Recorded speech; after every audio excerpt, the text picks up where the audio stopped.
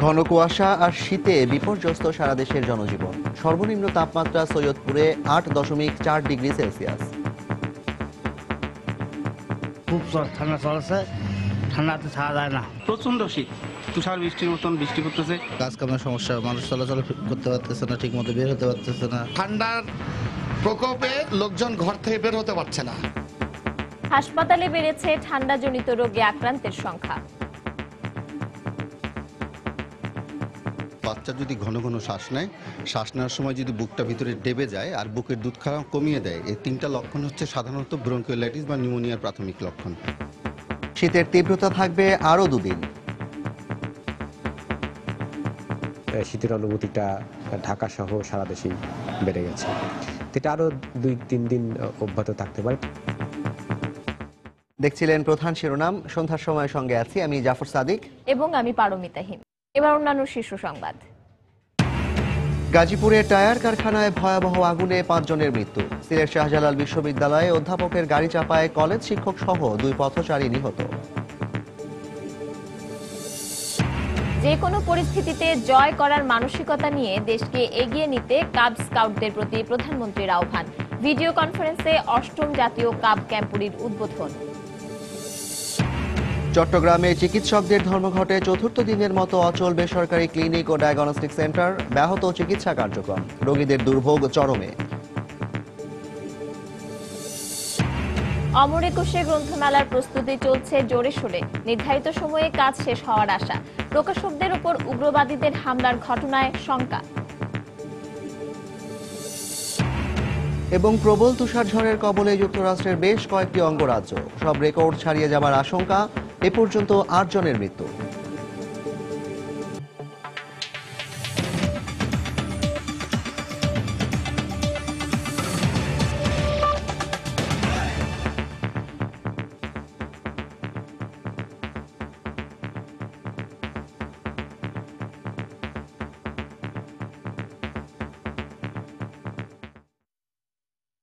মাঘ মাসের শুরুতে রাজধানীতে হঠাৎ শীত বেড়ে যাওয়ায় বিপাকে নগরবাসী। শীতের তীব্রতা বাড়ায় কষ্টে পড়েছে শ্রমজীবী সাধারণ মানুষ, বৃদ্ধ এবং শিশুরা। ঠান্ডাজনিত রোগে সবচেয়ে বেশি আক্রান্ত হচ্ছে শিশুরা। এই অবস্থায় চিকিৎসকরা শিশুকে সবসময় গরম কাপড় দিয়ে ঢেকে রাখার পরামর্শ দিয়েছেন। এদিকে আরো 2-1 দিন শীতের তীব্রতা থাকবে বলে জানিয়েছে আবহাওয়া অফিস। আরো জানাচ্ছেন তোহা খান তামিম। সময়টা মাঘ মাস, তাই তো গত কয়েকদিন ধরেই সকাল থেকে রাজধানীতে এমন কুয়াশাচ্ছন্ন আবহাওয়া, সঙ্গে পাল্লা দিয়ে বাড়ছে বাতাস। শীতের এই তীব্রতা সবচেয়ে বেশি কাবু করছে শিশু ও বৃদ্ধদের। শীতের কারণে প্রতিদিনই হাসপাতালে বাড়ছে ঠান্ডাজনিত রোগীর সংখ্যা। কাশি হয়েছে, আবার শ্বাস হাঁ করে অনেক কষ্ট হয় শ্বাস নিতে। এই 3 দিনে ঠান্ডা থেকে এই শ্বাসকষ্টটা দেখা গেছে, এর আগে এরকম দেখা যায়নি। ওয়েদার চেঞ্জের কারণে তো সমস্যা হয়েই থাকে, সেজন্যই বিশেষ করে ইফেক্ট পড়ছে ওর শরীরের কন্ডিশনে। নিউমোনিয়া গেছে, শ্বাসকষ্ট চলতেছে, এখনো কমে নাই, চিকিৎসা চলতেছে। 2-3 দিন যাবতের যে শীতটা, এই কারণে ওর ঠান্ডা নিউমোনিয়া হয়ে গেছে। চিকিৎসকদের পরামর্শ, শীতের এই সময় 6 মাসের কম বয়সী শিশুদের শুধু মায়ের দুধ পান করাতে হবে। হসপিটাল অ্যাডমিশনে আমাদের ঠান্ডা বা ব্রঙ্কিওলাইটিস বা নিউমোনিয়ার মাত্রা অনেক বেড়ে গেছে। এই সময় মাদেরকে অবশ্যই ঠান্ডা থেকে বাচ্চাকে সেফ রাখতে হবে।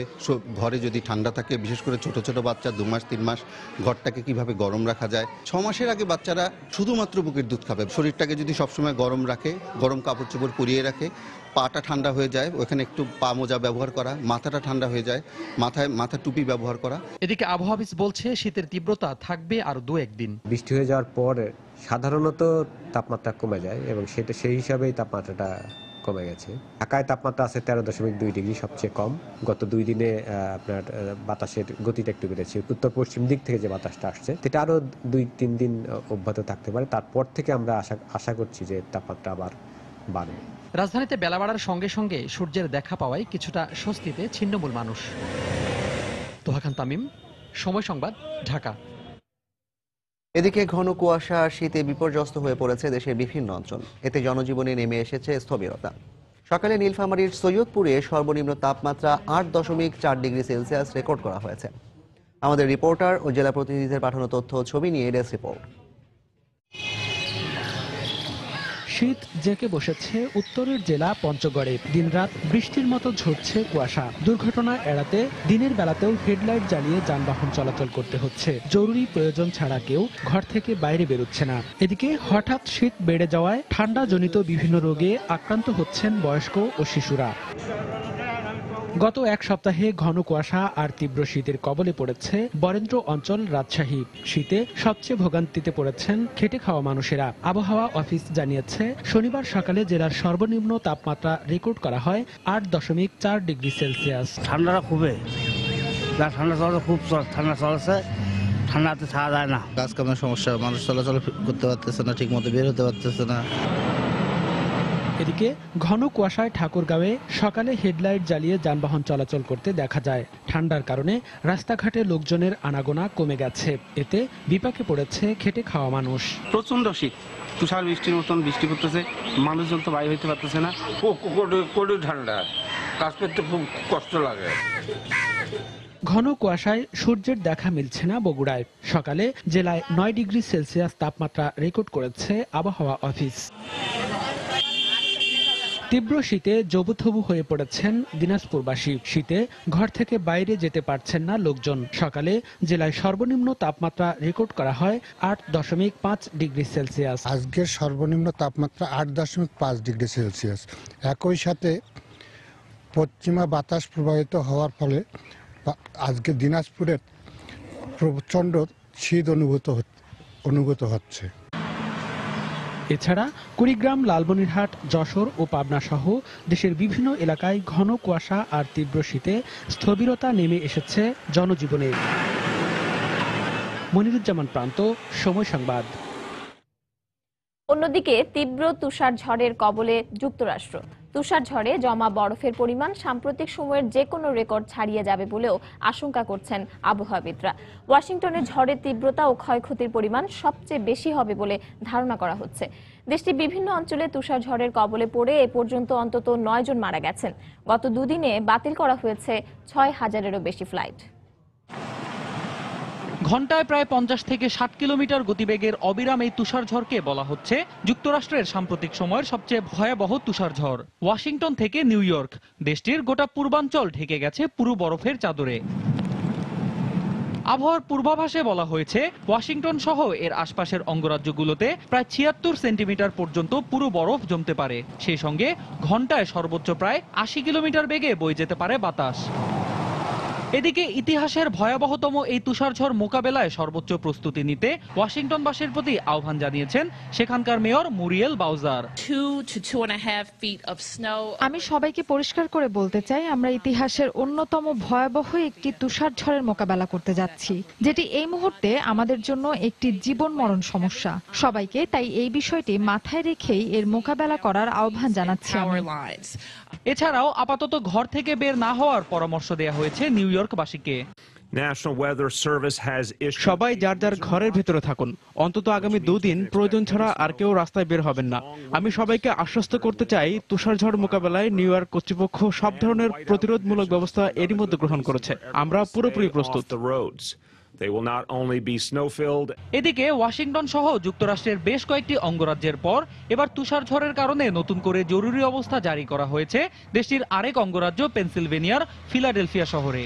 সেই সঙ্গে গত 2 দিনে দেশটিতে বাতিল করা হয়েছে কয়েক হাজার ফ্লাইট। এছাড়াও তুষারঝড়ের কারণে সড়ক দুর্ঘটনার শিকার হয়ে দেশটির কয়েকটি অঞ্চলে বেশ কিছু হতাহতের ঘটনা ঘটেছে বলে জানিয়েছে স্থানীয় ও আন্তর্জাতিক বিভিন্ন গণমাধ্যম। অন্যয় কর্মকার, সময় সংবাদ। নিউ ইয়র্কেও প্রচণ্ড তুষারঝড়ের কারণে অধিবাসীদের ঘরের ভেতরে থাকার পরামর্শ দিয়েছে স্থানীয় কর্তৃপক্ষ। টাইমস স্কোয়ার থেকে তুষারঝড়ের খবর জানিয়েছেন আমাদের নিউ ইয়র্ক প্রতিনিধি শিহাবুদ্দিন কিসলু। নিউ ইয়র্কে মধ্যরাত থেকে শুরু হয়েছে তুষারঝড়। এরই মধ্যে তাপমাত্রা হিমাঙ্কের নিচে নেমে দাঁড়িয়েছে 26 ডিগ্রি ফারেনহাইট। নাগরিকদের নিরাপত্তায় ঘর থেকে কাউকে না বেরোনোর পরামর্শ দিয়েছেন নিউ ইয়র্কের গভর্নর অ্যান্ড্রু কুমো। নিউ ইয়র্কের ইতিহাসে সবচেয়ে বড় তুষারঝড়ের আশঙ্কা করছেন নিউ ইয়র্ক সিটি মেয়র বিল ডি ব্লাসিও। যুক্তরাষ্ট্রের রাজধানী ওয়াশিংটন সহ বিভিন্ন রাজ্যে এরই মধ্যে জরুরি অবস্থা জারি করা হয়েছে। আবহাওয়া দপ্তর বলছে আগামী 3 দিনে নিউ ইয়র্কে প্রায় 2 ফুট তুষারপাতের ঘটনা ঘটবে। এছাড়া দমকা ঝড়ো হওয়ার গতিবেগ হবে ঘন্টায় প্রায় 40 থেকে 50 মাইল। 3,149টি ফ্লাইট বিলম্বিত হয়েছে এবং ৩,৫৫৭টি ফ্লাইট বাতিল করা হয়েছে।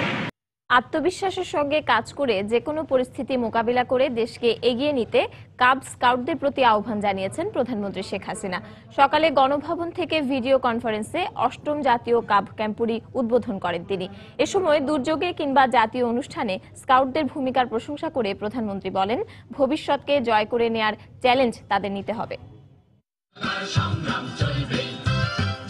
ধরতে হবে আগামীর হাল, চলছে স্বাবলম্বী হওয়ার অনুশীলন। ২২ থেকে ২৭ জানুয়ারি গাজীপুরের জাতীয় স্কাউট প্রশিক্ষণ কেন্দ্রে কিশোর স্কাউটদের নিয়ে চলবে জাতীয় কাব ক্যাম্পুরি। ৮,০০০ স্কাউটের অংশগ্রহণে দেশের সবচেয়ে বড় এই সমাবেশে স্কাউটরা শিখবে আত্মপ্রত্যয়ী হওয়ার উপায়। গণভবন থেকে ভিডিও কনফারেন্সের মাধ্যমে এই সম্মেলন উদ্বোধন করেন প্রধানমন্ত্রী। শোনেন তাদের বক্তব্য। দীর্ঘ সময় কথা বলে উৎসাহ দেন কাব স্কাউটদের। ওয়ালাইকুম আসসালাম, কেমন আছো তুমি? আমি ভালো আছি। তোমাদের সাথে কথা বলে খুব ভালো লাগছে। তুমি যে বাসা ছেড়ে এসছো, খারাপ লাগছে না? বাড়ি থেকে ভাই বোন মা বাবা ছেড়ে আসছো, খারাপ লাগছে? আচ্ছা আচ্ছা। প্রধানমন্ত্রী বলেন, আগামী দিনের কর্ণধাররা যেন উপযুক্ত হয়ে বেড়ে উঠতে পারে তা নিশ্চিত করছে তার সরকার। আমরা পারবো, যে কোনো কাজ, যে কোনো চ্যালেঞ্জ সামনে আসুক না কেন, সেটা আমরা অর্জন করতে সক্ষম হব।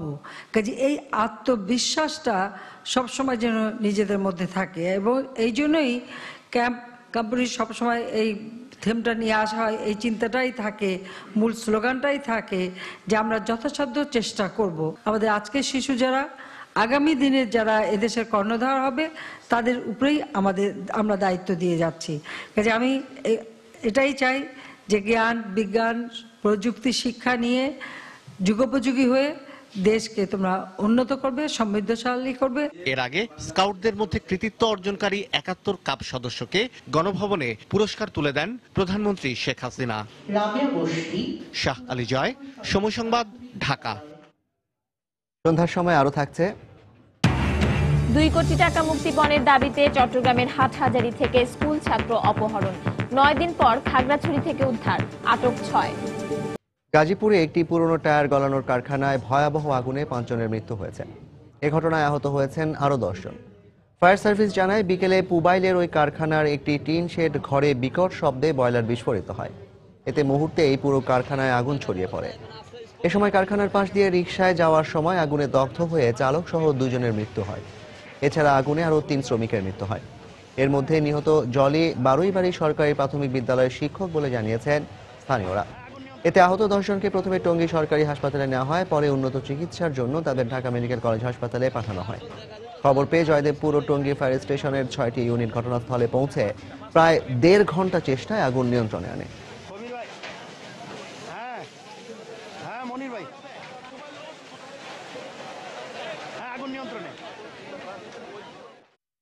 সিলেট শাহজালাল বিজ্ঞান ও প্রযুক্তি বিশ্ববিদ্যালয়ে এক অধ্যাপকের ব্যক্তিগত গাড়ির ধাক্কায় কলেজ শিক্ষক সহ ২ পথচারী নিহত হয়েছেন। দুপুরে বিশ্ববিদ্যালয় স্কুলের সামনে এই দুর্ঘটনা ঘটে। নিহত স্বজনদের অভিযোগ, গাড়ি চালানো শিখছিলেন ওই অধ্যাপক। ঘটনার বিচার দাবি জানিয়েছেন তারা। সিলেট থেকে আব্দুল আহাদের পাঠানো তথ্য নিয়ে ডেস্ক রিপোর্ট। স্বামী আতাউর রহমানকে হারিয়ে এভাবেই দিশেহারা হয়ে পড়েছেন স্ত্রী ফারহানা চৌধুরী। আর পাশেই হাসপাতালের বিছানায় যন্ত্রণায় ছটফট করছে এই ঘটনায় আহত তার মেয়ে রাহিবা। বাবার সাথে শাহজালাল বিশ্ববিদ্যালয়ে আইআইসিটি ভবন দেখতে গেলেও বাবাকে সাথে নিয়ে আর ফেরা হয়নি ৭ম শ্রেণীর ছাত্রী রাহিবার। প্রত্যক্ষদর্শীরা জানান, মেকানিক্যাল ইঞ্জিনিয়ারিং বিভাগের অধ্যাপক ডক্টর আরিফুল ইসলাম তার নিজের গাড়ি চালিয়ে ক্যাম্পাসে যাচ্ছিলেন। এ সময় নিয়ন্ত্রণ হারিয়ে বেশ কজন পথচারীকে ধাক্কা দিলে ঘটনাস্থলেই একজন নিহত হন। আহত ৪ জনকে উদ্ধার করে সিলেট ওসমানী মেডিকেল কলেজ হাসপাতালে ভর্তি করা হয়। পরে চিকিৎসাধীন অবস্থায় মারা যান ছাতক ডিগ্রি কলেজের শিক্ষক মোহাম্মদ আতাউর রহমান।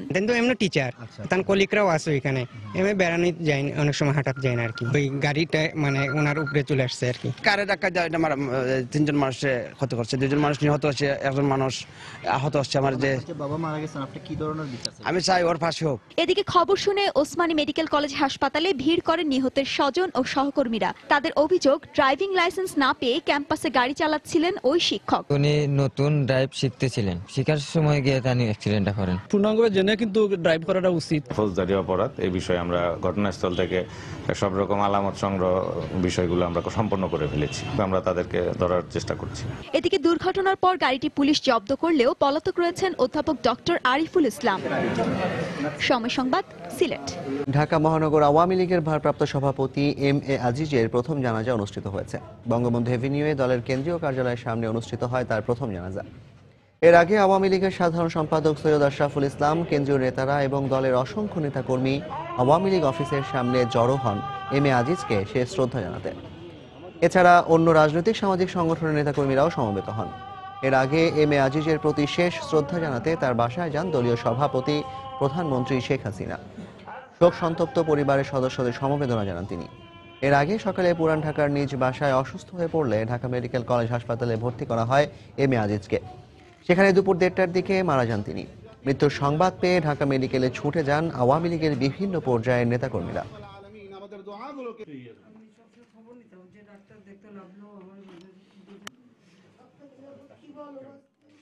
আমাদের ঢাকার রাজনীতিতে একটা ক্ষতি, যেটা আপনার ভবিষ্যতেও আপনার সেটাকে রিপ্লেস করা এটা সম্ভব হবে না। এবং একজন আজিজ ভাই একজন আপনার সম্ভ্রান্ত ভদ্রলোক ছিলেন।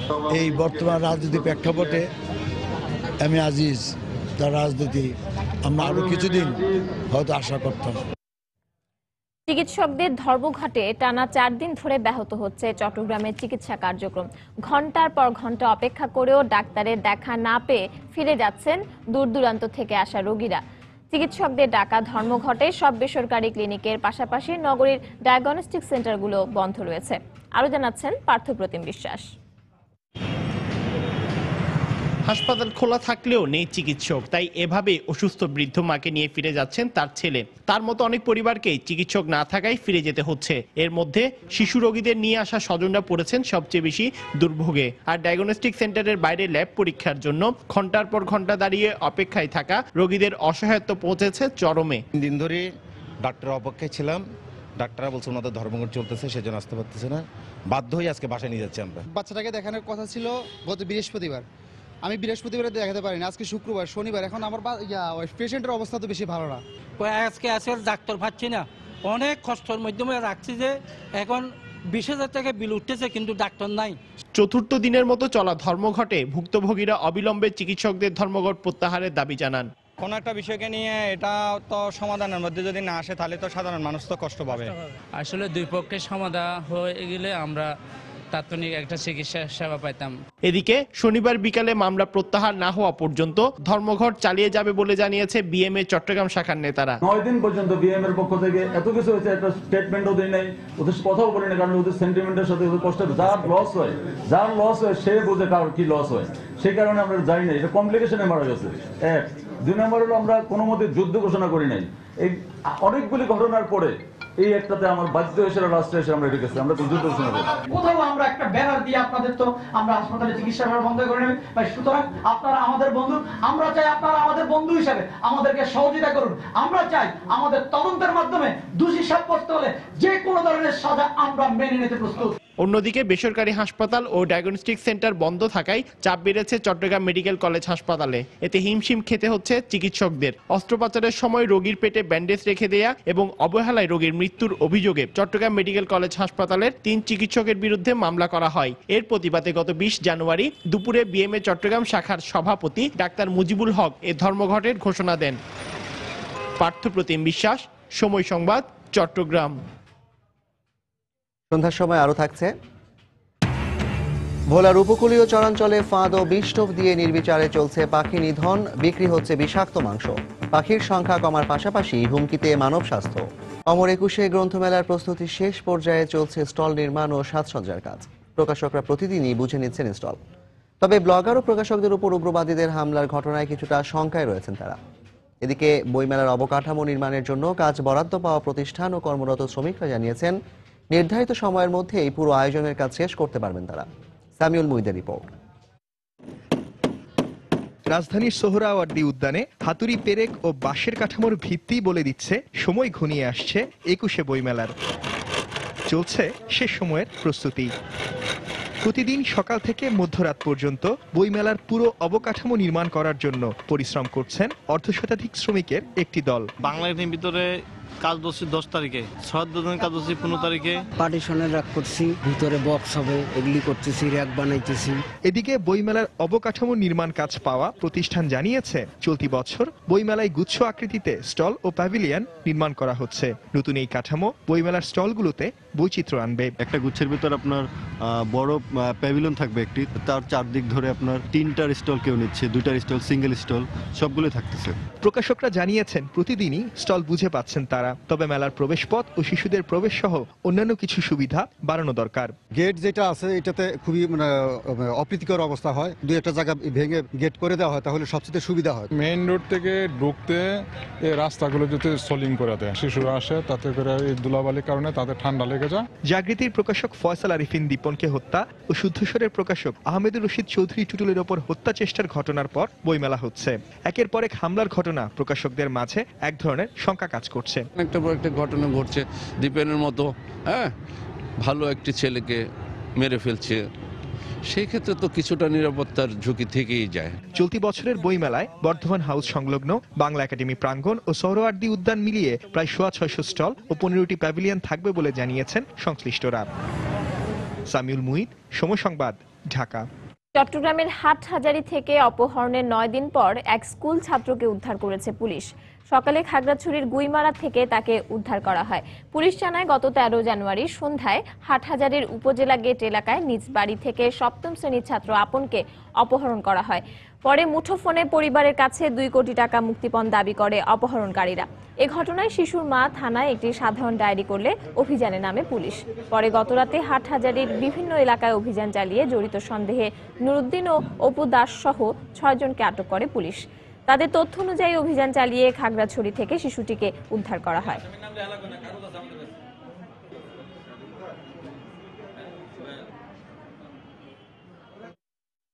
7-8 জন লোক এসে আমাদের ঘরে চলে আসছে এবং আমার মুখে বেঁধে ফেলে দিছে।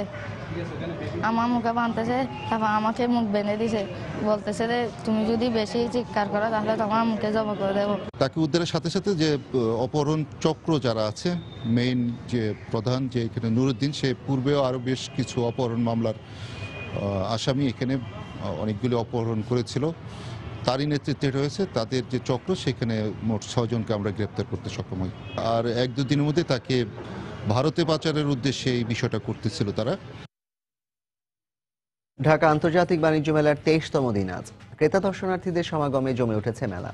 এই মুহূর্তে রাজধানীর শেরেবাংলা নগরে মেলা প্রাঙ্গণে আছেন আমাদের সহকর্মী সাথিলা শারমিন। মেলার সর্বশেষ খবর জানতে আমরা সরাসরি চলে যাচ্ছি তার কাছে। সাথিলা। জাফর, আমার পিছনে যে ভিড় দেখতে পাচ্ছেন, এই ভিড় হয়তো আপনাকে বলে দিবে যে আসলে বাণিজ্য মেলার ভিড়টা আসলে কিরকম। এখন কিন্তু বেশ রাত হয়ে এসছে, শীতের যে রাত, সেই রাতে কিন্তু শীতের তীব্রতাটা একটু বাড়তে থাকে, কিন্তু ওই যে উৎসাহ বাণিজ্য মেলায় আসার, তাতে কিন্তু একটু ভাটা পড়েনি এই শীতের কারণে। আমি আসলে সব বয়সী মানুষই এখানে দেখতে পেয়েছি জাফর, বাচ্চা থেকে শুরু করে আসলে নবীন প্রবীণ সবাইকেই বাণিজ্য মেলায় ঘুরতে দেখেছি এবং ক্লান্ত হয়ে সবাইকে আবার বিশ্রাম নিতেও দেখেছি। আর যে বাণিজ্য মেলার যে প্যাভিলিয়নগুলো কিংবা স্টলগুলোতে বেশি ভিড় লক্ষ্য করেছি সেগুলো একটু বলে রাখি। তার মধ্যে রয়েছে মেয়েদের কাপড় চোপড়ের দোকান, আসবাবপত্রের দোকান, ইলেকট্রনিক্স পণ্যের দোকান, এছাড়া রয়েছে তৈজসপত্রের নানা দোকানেও কিন্তু ভিড় দেখেছি আমি। এছাড়া বিদেশি প্যাভিলিয়নগুলোতে বরাবরের মতোই ভিড় দেখতে পেয়েছি। এছাড়া দেখেছি যে নতুন নতুন যে জিনিস, যেমন বাইসাইকেলের দোকানে একটা বড় ভিড় দেখেছি, কারণ তরুণ প্রজন্মের মধ্যে এটা একটু বড় ক্রেজ হিসেবে দেখা দিয়েছে যে তারা আসলে বাইসাইকেল চালাচ্ছে। এই প্যাভিলিয়নটাকে আমি অনেক বেশি ভিড় দেখেছি। এছাড়া হচ্ছে বাণিজ্য মেলার পরিবেশ যদি বলি, নিরাপত্তা ব্যবস্থা রয়েছে এবং নিরাপত্তা ব্যবস্থা অনেকেই সন্তুষ্টি প্রকাশ করেছেন। এবার প্যাভিলিয়নগুলো অনেক বেশি বলে মনে করছেন কিনতে আসা বা ঘুরতে আসা দর্শনার্থীরা। আর বিক্রেতারা জানিয়েছেন যে বরাবরের মতোই হচ্ছে শুক্র এবং শনিবারে এই তাদের বেচাকেনাটা একটু বেশি, এবং তারা যেমনটি জানান তেমনটি আমাদেরকে বলেছেন যে তাদের বেচাকেনাটা আসলে যত মানুষ ঘুরতে আসেন তত মানুষ আসলে কিনেন না। এবং আমি আসলে তরুণ প্রজন্মের কিছু মানুষের সাথে কথা বলেছি, তারা আমাদেরকে বলেছেন যে বাণিজ্য মেলাটা আসলে তাদের কাছে একটা উৎসবের মতো। তারা আসলে এখানে যতটা না কিনতে আসেন তার চেয়ে বেশি ঘুরতে আসেন। আর বাণিজ্য মেলার বিভিন্ন যে খাবারের দোকান রয়েছে সেই খাবারের দোকানগুলোতেও কিন্তু আমি বেশ ভিড় লক্ষ্য করেছি। জাফর, এখানকার যে পরিস্থিতি সেটা হচ্ছে যে ভিড় ক্রমশ যেমন হচ্ছে সন্ধ্যার দিকে বেড়েছিল, সেই ভিড়টা কিন্তু আস্তে আস্তে কমে আসছে। তারপরেও প্যাভিলিয়নগুলোতে এখনো ভিড় রয়েছে। মানুষ তার পছন্দের পণ্য দেখতে বা কিনতে ওই ভিড় জমাচ্ছেন বিভিন্ন প্যাভিলিয়নে। এছাড়া হচ্ছে মেয়েদের মধ্যে যে জিনিসের সবচেয়ে চাহিদা আমি লক্ষ্য করেছি, সেই চাহিদাটা কিন্তু হচ্ছে যেমন ঘর সাজানো জিনিসপত্রের প্রতি তাদের যেমন আগ্রহ রয়েছে, তেমন কিন্তু তাদের সাজগোজের জিনিসপত্রের প্রতি বেশ আগ্রহ দেখতে পেয়েছি। এই ছিল বাণিজ্য মেলা থেকে সর্বশেষ তথ্য জাফর, আর পরবর্তীতে জানিয়ে দিতে পারবো আরো।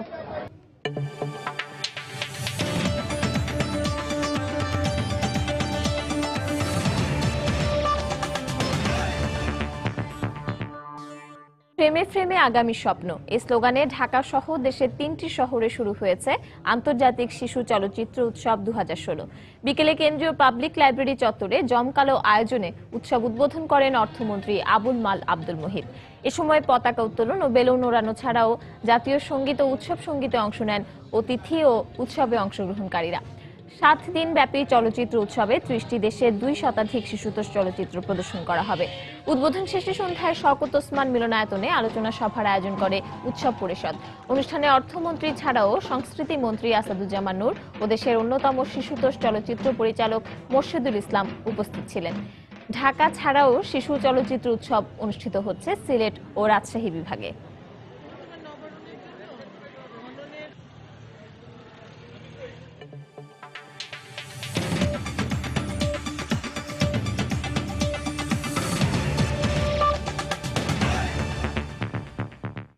কানাডার একটি স্কুলে বন্দুকধারীর গুলিতে 5 জন নিহত এবং 2 জন আহত হয়েছে। দেশটির প্রধানমন্ত্রী জাস্টিন ট্রুডো বিষয়টি নিশ্চিত করেছেন। বিবিসি জানায় স্থানীয় সময় শুক্রবার দুপুরে পশ্চিমাঞ্চলীয় স্যাক্সেচুয়ান গ্রামের প্রদেশের লালক কমিউনিটি স্কুলে ঘটনা ঘটে। প্রত্যক্ষদর্শী এক ছাত্র জানায় স্কুলের ভেতর থেকে দৌড়ে বেরিয়ে আসা পর্যন্ত সে 6টির বেশি গুলির শব্দ ও আত্মচিৎকার শুনেছে। এ ঘটনায় হতাহতদের সম্পর্কে নিশ্চিত করে কিছু জানায়নি পুলিশ। তবে একজনকে গ্রেফতার করা হয়েছে বলে জানিয়েছে লালক শহরের ভারপ্রাপ্ত মেয়র কেভিন জানভিয়ের। আদিবাসী অধ্যুষিত শহরটিতে 3000 মানুষ বসবাস করেন। দ্বাদশ শ্রেণী পর্যন্ত ওই স্কুলে প্রায় 900 শিক্ষার্থী রয়েছে।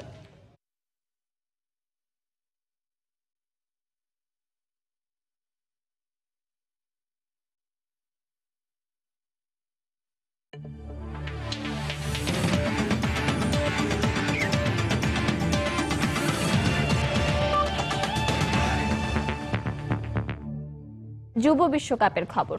মূল পর্ব শুরুর আগে প্রস্তুতি ম্যাচে জয় পেয়েছে বাংলাদেশ। চট্টগ্রামের জহুর আহমেদ চৌধুরী স্টেডিয়ামে জিম্বাবুয়েকে 63 রানে হারিয়েছে মেহেদী হাসান মিরাজের দল। আগে ব্যাট করে নাজমুল হোসেন শান্ত সেঞ্চুরিতে 284 রানের বড় সংগ্রহ পায় বাংলাদেশ। জবাবে ব্যাট করতে নেমে 221 রানেই ইনিংস শেষ করে জিম্বাবুয়ের যুবারা। সাইফার পিনাকের উদ্বোধনী জুটিতে বাংলাদেশের শুরুটা ভালো হয়নি। ব্যক্তিগত 6 রানে এলবিডব্লিউ এর ফাঁদে পড়েন সাইফ হাসান। এরপর দলীয় 71 রানে উইলিয়াম মাসিঙ্গের শিকার হন জয়রাজ। পরে দলের হাল ধরেন শান্ত। তার ব্যাটে ভর করে বড় সংগ্রহের পথে এগুতে থাকে বাংলাদেশ। শান্তর 102 রানের দুর্দান্ত ইনিংসে 9 উইকেটে 284 রানের ফাইটিং স্কোর করে বাংলাদেশ অনূর্ধ্ব 19 দল। জিম্বাবুয়ের হয়ে 5 উইকেট নেন উইলিয়াম মাসিঙ্গে। জবাবে ব্যাট করতে নেমে খুব একটা সুবিধা করতে পারেনি জিম্বাবুয়ে।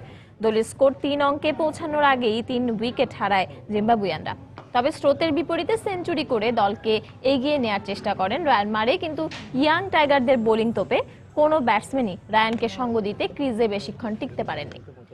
অবশেষে নির্ধারিত ওভার শেষে 7 উইকেট হারিয়ে 221 রান করে জিম্বাবুয়ে।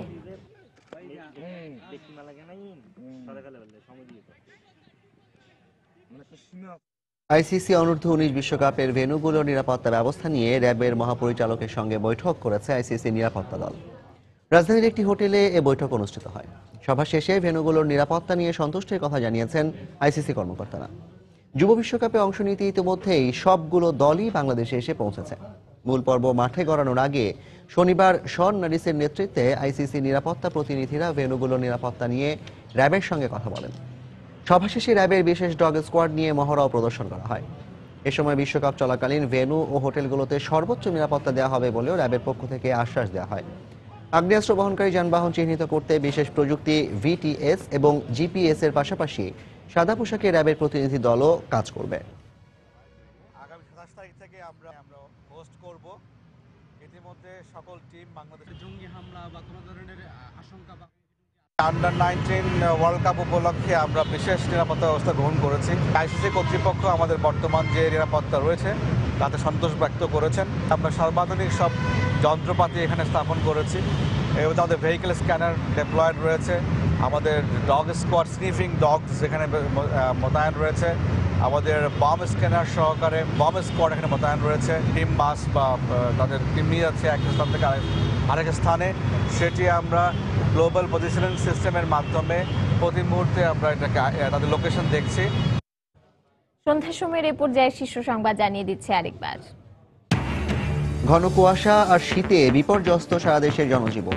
হাসপাতালে বেড়েছে ঠান্ডাজনিত রোগীর সংখ্যা। শীতের তীব্রতা থাকবে আরো 2 দিন, বলছে আবহাওয়া অফিস। গাজীপুরে টায়ার কারখানায় ভয়াবহ আগুনে 5 জনের মৃত্যু। সিলেট শাহজালাল বিশ্ববিদ্যালয়ে অধ্যাপকের গাড়ি চাপায় কলেজ শিক্ষক সহ 2 পথচারী নিহত। যে কোনো পরিস্থিতিতে জয় করার মানসিকতা নিয়ে দেশকে এগিয়ে নিতে কাব স্কাউটদের প্রতি প্রধানমন্ত্রীর আহ্বান। ভিডিও কনফারেন্সে 8ম জাতীয় কাপ ক্যাম্পেইনের উদ্বোধন। চট্টগ্রামে চিকিৎসকদের ধর্মঘটে 4র্থ দিনের মতো অচল বেসরকারি ক্লিনিক ও ডায়াগনস্টিক সেন্টার। ব্যাহত চিকিৎসা কার্যক্রম, রোগীদের দুর্ভোগ চরমে। এবং অমর 21 গ্রন্থমেলার প্রস্তুতি চলছে জোরে সোরে। নির্ধারিত সময়ে কাজ শেষ হওয়ার আশা। প্রকাশকদের উপর উগ্রবাদীদের হামলার ঘটনায় শঙ্কা। এই ছিল সন্ধ্যার সময়। যে কোনো খবর পেতে ভিজিট করুন সময় নিউজ.tv। আর সঙ্গে থাকুন সময়।